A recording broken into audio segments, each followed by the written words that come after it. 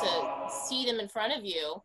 But at the end of the day, your children at some point in their lives are going to want to, perhaps, maybe not, but a lot of times the children want to have you know, a healthy relationship with their father or the partner, or they want, you know, to meet their extended family if the father cannot be in the picture, or if I keep saying father, I apologize, if the partner cannot be in the picture.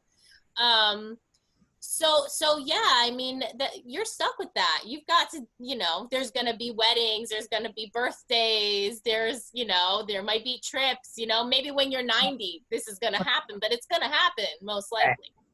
I mean, here's the deal, though. Here's the deal. I think that the people listening right now don't understand the dynamics like the way I know it and the way you know it.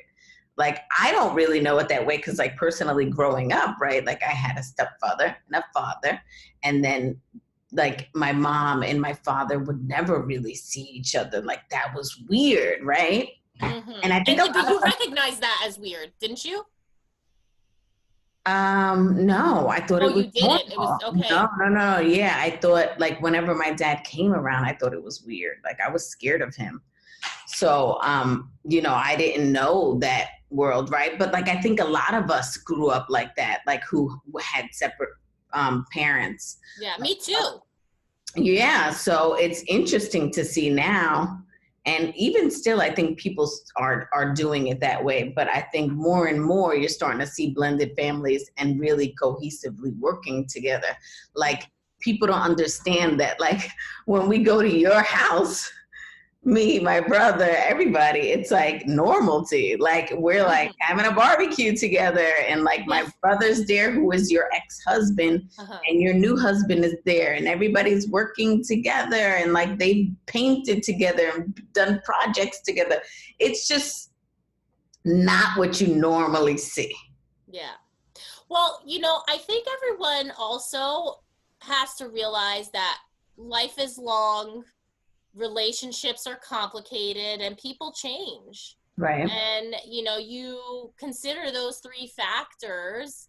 And I think when you're considering them, it becomes easier and maybe more natural to understand why a split might happen, right?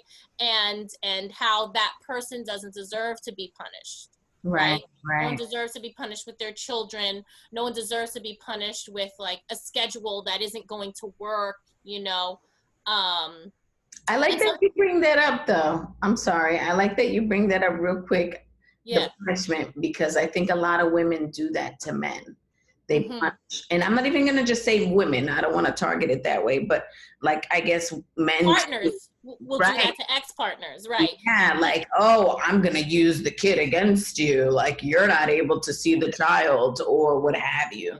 Or they will manipulate the partner's time, right? Angel, there was Right. never contention between us and our new partner, right? Because they're not responsible for our breakup, Right. right? Our breakup is our breakup. Right. That's It has nothing to do with them. They are separate people, right? And they are able to love someone who's in my child's life or my children's life in a way that I was not. And how beautiful is that you're able to fill in those gaps that I couldn't do. Thank you for doing that job, because my children need to see their father happy. My Right. children need to see their father exercise love completely, Right. Right. right? Um, and I think it's the same thing for Angel towards Anthony, my current husband, for your listeners.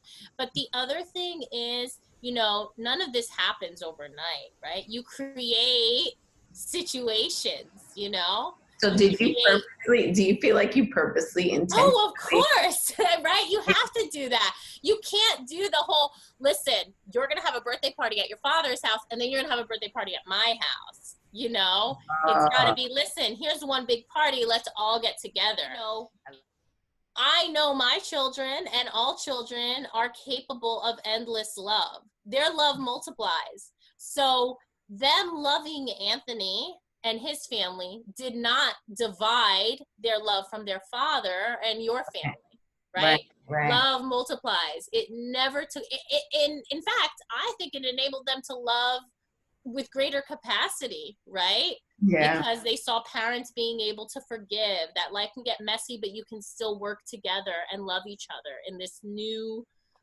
way.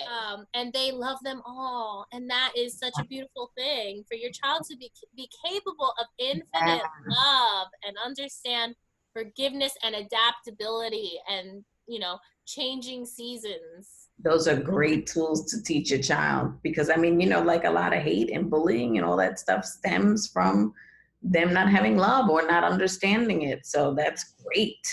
Yeah. And I I mean, think a lot of this motivation on everybody's part is that we come from broken homes that did not have these things. So I had the trauma of an absent father, and I thought, oh, I can never do this to my child. I will never get divorced. mhm, And then I was put at a crossroads, or we were put at a crossroads where it was like, this isn't going to work out, you yeah, know? And how do I make sure that the trauma, again, I'm what do they call it? Reflecting my own trauma onto my children, right? yeah, But I didn't want that. I didn't want that to happen to them, for them to feel the loss of a father, and they didn't. Thank God, yeah.